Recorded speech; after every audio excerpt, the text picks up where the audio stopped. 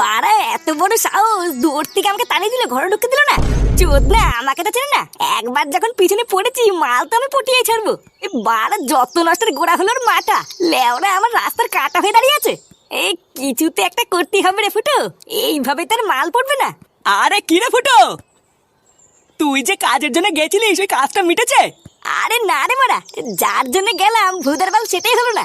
ও ওইসব বাদ দে, আগে বলে মেয়েটার কি কোনো খোঁজ খবর পেলি? মেয়েটা মানে কোন মেয়েটা বলতো? আরে ওই মেয়েটা রে, যে রাস্তায় ঠিকানা জিজ্ঞাসা করছিল। ইস, মালটার যা কচি ফিগার ছিল না, আমি তো ঠিক করে নিয়েছি ওই মালটাকে আমি পটাবই।